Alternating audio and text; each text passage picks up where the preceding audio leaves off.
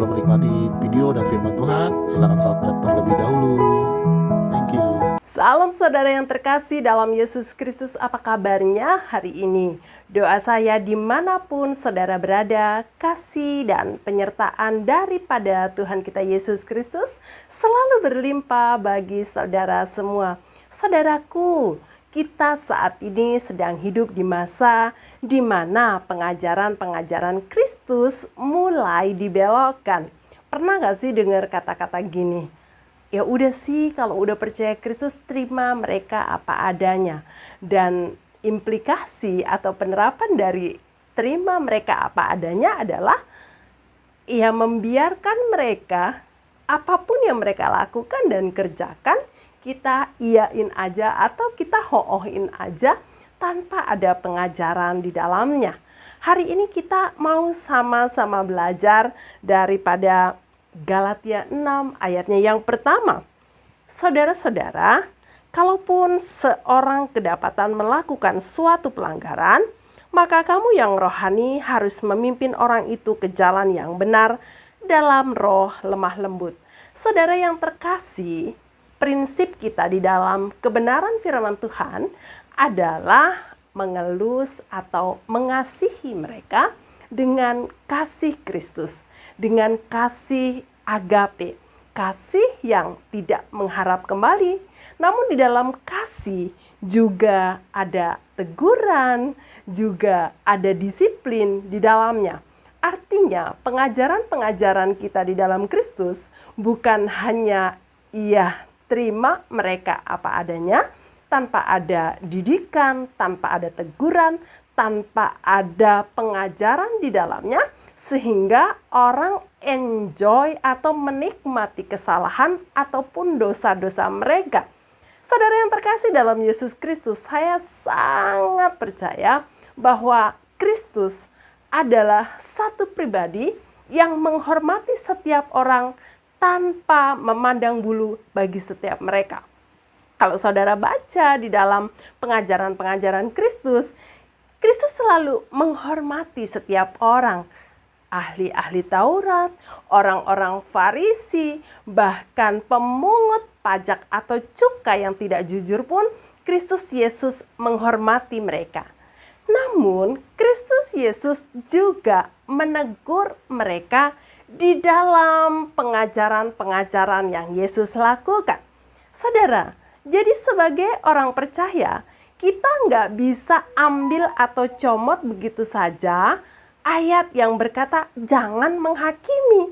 Saudara yang terkasih, kita bukan sedang menghakimi, namun kita mengajak mereka kembali. Nah, bagaimana prinsip pengajaran firman Tuhan di dalam mengelus dan menegur hari ini?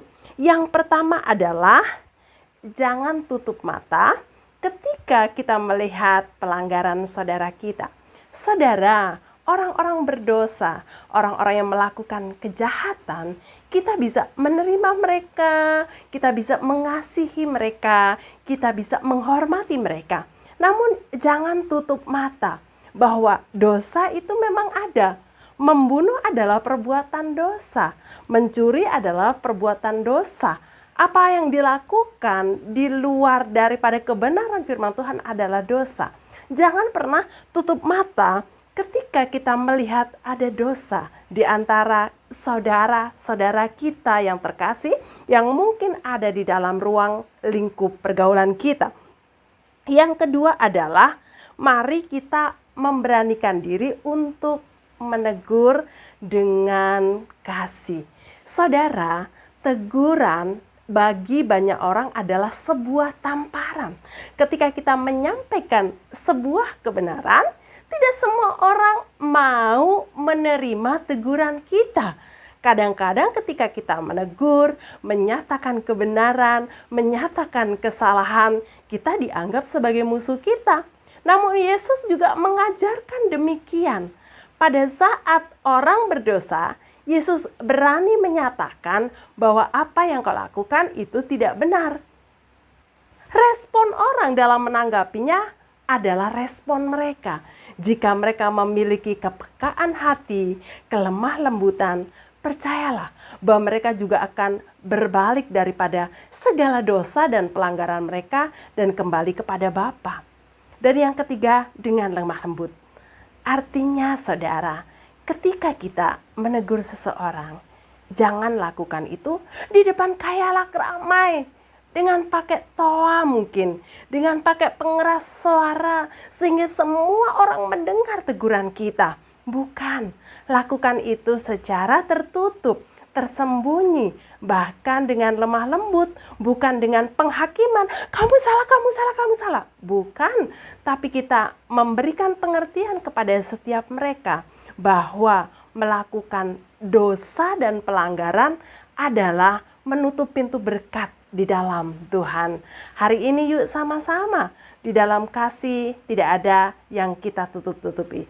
Di dalam kasih kita kepada sesama kita bukan kasih yang tersembunyi, namun adalah kasih yang kita nyatakan ketika saudara kita jatuh di dalam dosa. Sudah seharusnya kita memberikan teguran, memberikan kasih itu bukan dengan koar-koar, tetapi dengan kelemah lembutan.